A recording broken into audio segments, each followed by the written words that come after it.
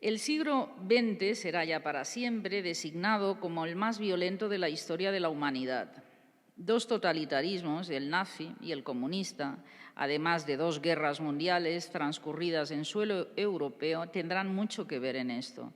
Si observamos la historia de la humanidad como un enorme palimpsesto que va dejando a su paso grandes o más ínfimos acontecimientos, terribles tragedias y masacres, logros espectaculares en el campo de la ciencia y la investigación y, por supuesto, también arte, escritura, música, cine, distracciones, avances sociales y bienestar que hacen más feliz la vida de la gente durante periodos de paz y democracia firme y asentada, podemos contemplar al mismo tiempo la historia de la literatura como un resumen de todo ello, de lo peor y lo mejor de la especie humana, de lo más alegre y benéfico y de lo más dañino y cruel. Todos conocen la célebre frase de Marx: la historia se repite siempre dos veces, primero como tragedia y luego como farsa. O se podría añadir, como una larga y prolongada tragicomedia. ¿Qué son sino las obras del checo Kundera o las de su compatriota Bohumil Hrabal?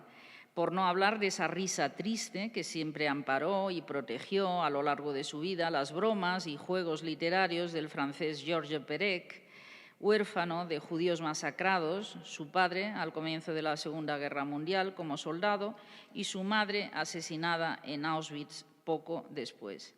O ese humor soviético que, aunque parezca imposible, en periodos de una leve permisividad, durante el NEP, la nueva política económica decretada por Lenin en los años 20, tuvo sus geniales representantes en una pareja de periodistas, Ilf y Petrov, que compondrían carcajeantes novelas protagonizadas por un pícaro vividor, Ostap Bender, recordadas aún hoy en su país de origen.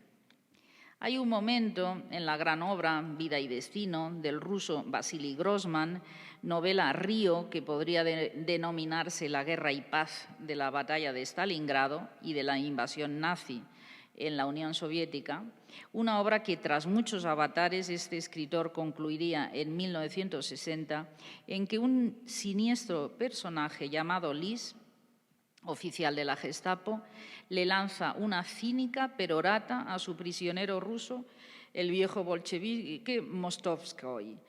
No veo razón, dice, comillas, para nuestra enemistad. En el mundo existen dos grandes revolucionarios, Stalin y nuestro Führer. Stalin nos ha enseñado muchas cosas.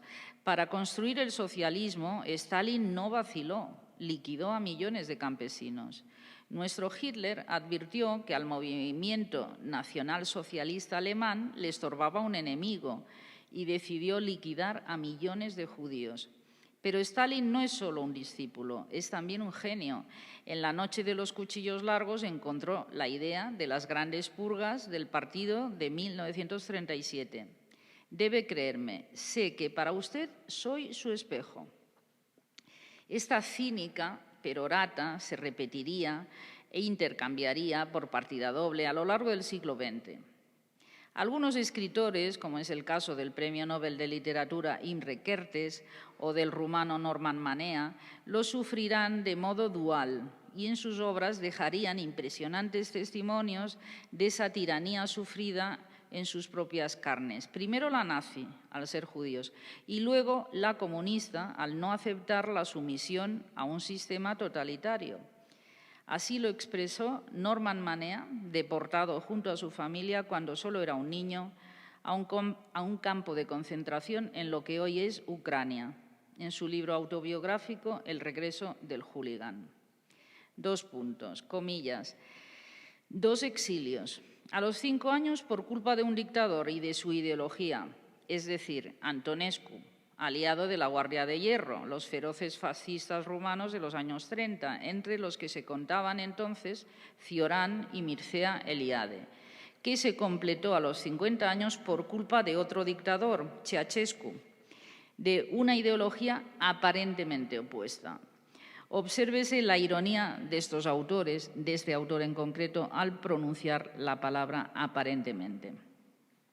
A lo largo de los últimos años han ido coincidiendo de forma progresiva varios aniversarios importantes de gran significación y simbolismo en lo que se refiere a la historia del pasado siglo en Europa.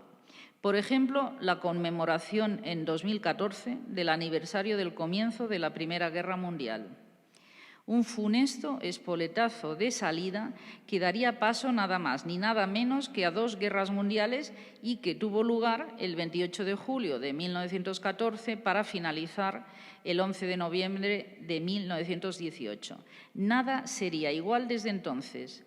Nadie saldría indemne de la denominada en francés Gran Guerra, ni los millones de muertos, muchas veces enterrados en tumbas anónimas, ni los atrozmente heridos y mutilados que pasearían por calles y plazas de un moribundo continente el recuerdo devastador e inquietantemente vivo aún de la tragedia, ni los miles de familiares y huérfanos entregados a la beneficencia.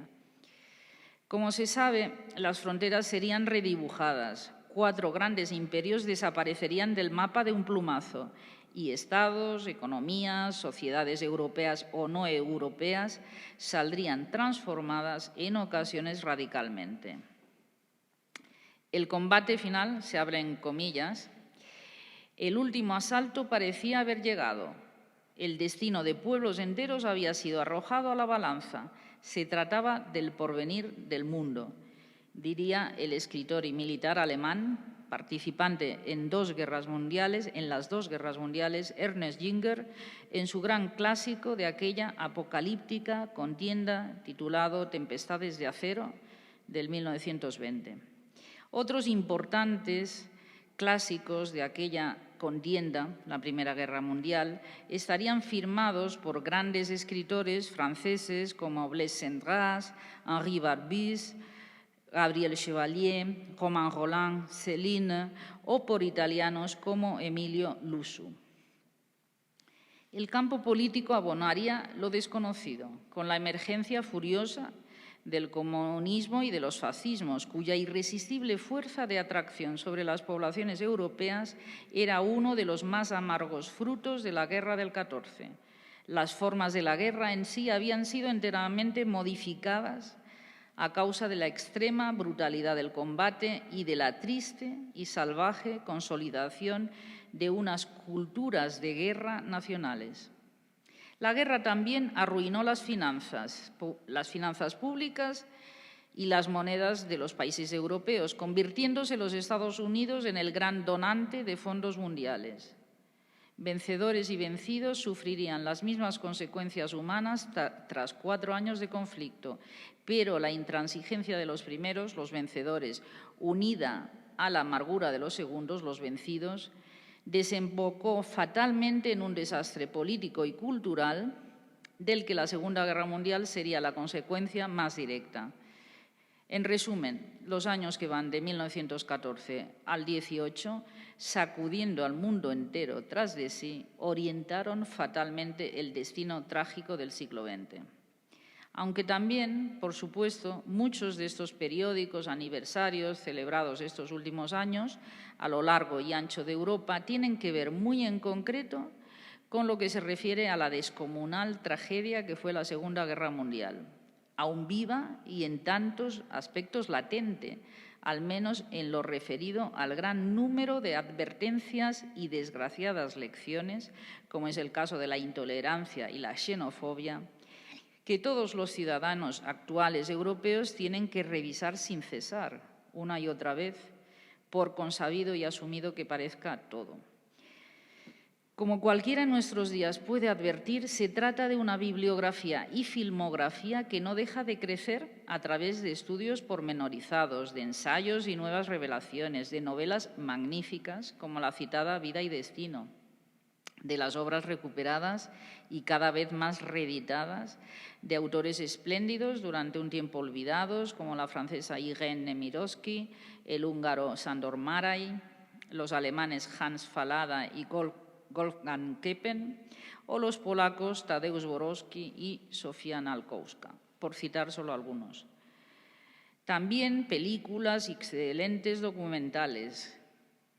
En vez de concluir aquel periodo salvaje y atroz, de dar el cerrojazo de una vez por todas, La documentación no deja de crecer día a día, ofreciendo la impresión a los lectores y espectadores de su huella devastadora y atroz, sus posibles ecos y consecuencias, no dejan de horrorizar y de provocar angustiadas preguntas a los ciudadanos actuales, se trate del país que se trate.